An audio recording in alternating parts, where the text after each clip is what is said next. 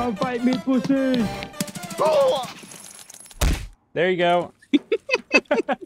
That guy's never gonna play this game ever again. Welcome back to another Tarkov video where we're gonna be talking about this thing right here.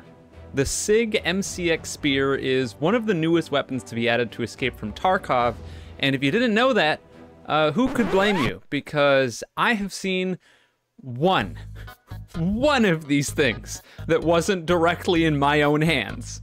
And if you're anything like me, you have maybe seen one or two, but very possibly have seen zero, because this is basically the end game of all end game guns that's actually a lot more obtainable than some of the other end game guns that hopefully maybe someday I'll be able to talk about. Looking at you, Mark 18, locked behind 20 fucking Sturman kills. But regardless, the MCX Spear is a really good gun that I haven't seen a whole lot of usage, and so I wanted to talk about it and mostly figure out, well, is it worth it? Because at the end of the day, if you haven't seen anybody using this, surely there's gotta be a reason why, right? And oh boy, yes, there's a reason why, and we're gonna be talking about it. So unsurprisingly, the main issue with the MCX Spear comes down to just accessibility. If you want to buy this gun from the traders, well, you can't. And before someone goes in the comments and says, Eclipse, you can do a Lightkeeper task. No, you fucking can't. 90% of the game is never gonna get to Lightkeeper. I play this game way too much. Don't have Lightkeeper.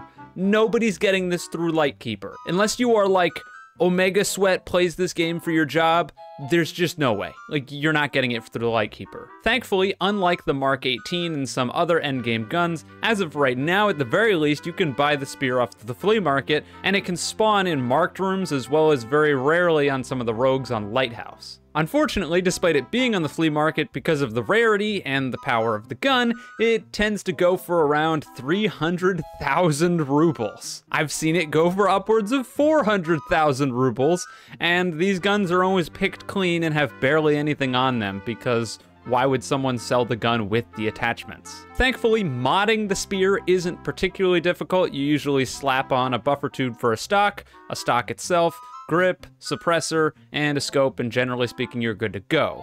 If you want good attachments for it, it's gonna run you, I don't know, roughly about 125 to 150,000 rubles, which for modding a end-of-the-line gun, not bad. But at the end of the day, you just spent 300,000 rubles on it, or more, so you're coming out to about 450 to 500,000 rubles, and you haven't even started buying magazines or ammo yet. So, yeah, that price tag's going up.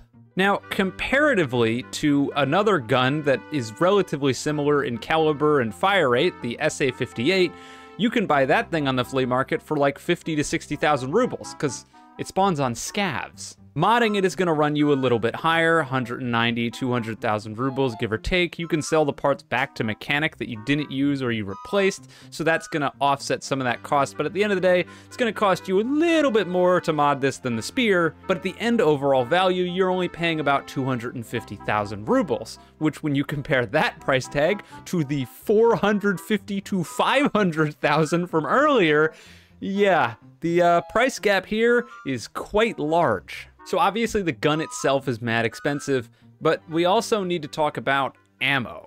The spear runs in the new 6.8 by 51 caliber. Did I read that right? Yes, I did. That's correct. Now, thankfully, you can buy the best ammo in the caliber from the traders directly, which is the hybrid ammo. It runs 72 damage with 47 pen, which is a very good round, but unfortunately, as with the rest of the gun, it's stupid expensive, running you for about 1,450 rubles a round, or $10. Now, with only 2 ammos in the caliber that you can get, the other round is FMJ, which has 80 damage and 36 penetration for 725 rubles a round. And this round isn't nearly as good as the hybrid.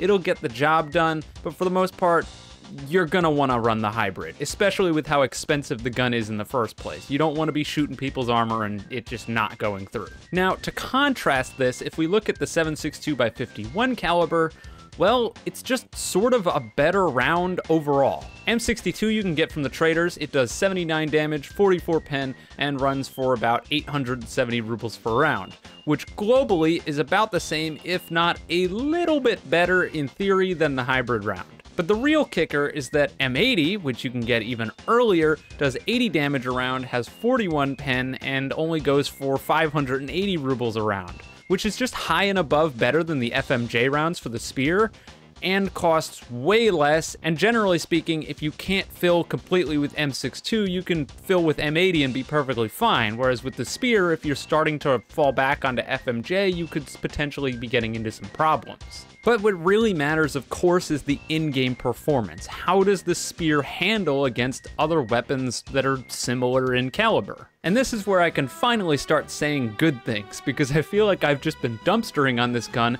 ever since I started talking about it. But in reality, the spear is extremely good. See, the thing about the spear is that it fires at 800 rounds per minute, which for a gun that fires a round this powerful is bonkers. We were talking about the SA-58 earlier, and that thing only fires at 700 rounds per minute, which is pretty close, but still not on the same level. In a game like Tarkov, where a lot of your kills are going to be headshots and fire rate is pretty important, having a higher fire rate is really handy. And normally you'd think to yourself, well, if it shoots a high damage, high penetration bullet fast, surely the recoil is off the charts. Nope. This is, quite frankly, one of the most controllable guns in the entire game, which, God, I would hope it would be considering how much you're paying for it.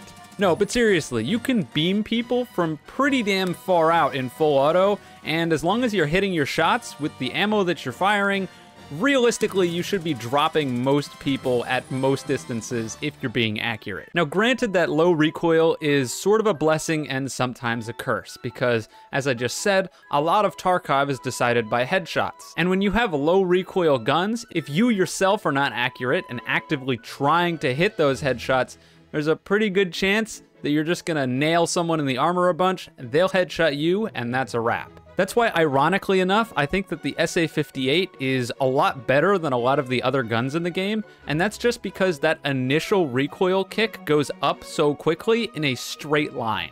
I mean, just take a look yourself. If you're aiming center mass and you fire the first 3 or 4 rounds, if the first 2-3 bullets don't kill them flat out from hitting them in the chest, the third or fourth is going to hit them in the head just by the nature of the recoil rising, and they're gonna die. Most of you guys out there, I would imagine, are not esports pros when it comes to aim. I'm not either. And so having that sort of safety net where the game almost aims for you in a sense to bring you up to the head, you just aim center mass and it does the rest, can be really nice. That being said, I also had plenty of moments where I was using the spear where I just directly aimed for the head and it wasn't a problem. Whereas sometimes I can be afraid to do that with things like the SA-58 because if I whiff that first shot, well, the rest of them are gonna hit the ceiling. Overall, though, I didn't really answer the question yet, and that's what we set off to do. The question of the day is the MCX spear worth it? And I would go as far to say, yes. Yes, it is.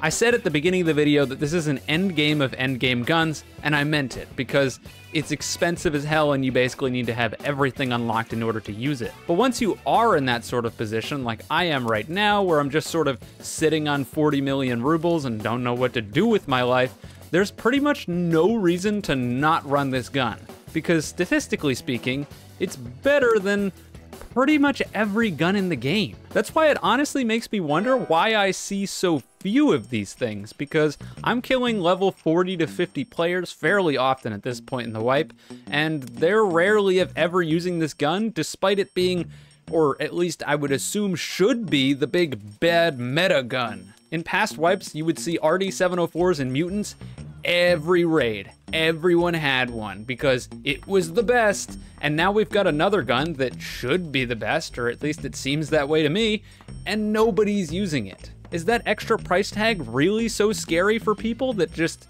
they're like, nope, I don't want it? Maybe they don't know it exists because it's a new gun and they haven't seen it, but that seems unlikely. So I don't know what's going on here, because I feel like there should be a lot more of these floating around, and, well, I never get killed by it and I never kill people with it, so I don't know, man. In layman's terms, if you've got a lot of money and you haven't used this gun yet, I could not recommend it more. It is very, very good. It's a super great all-rounder. The bullet velocity is super quick, so you can use it at long range, and the fire rate is super quick, so you can melt people up close. It's just high and above the best all-rounder in the game. That's pretty much it though. The MCX Spear absolutely slaps. If you haven't tried it out yet, couldn't recommend it more, and well, that's a wrap. Of course, if you enjoyed the video, you found any of this helpful, you can leave a like, subscribe, turn on those notifications. I try to upload every week, so if you take a look on Friday, that's generally when videos will go up. And with that being said, I'm done here, so have a wonderful day or night wherever you are, and I'll see you guys next time.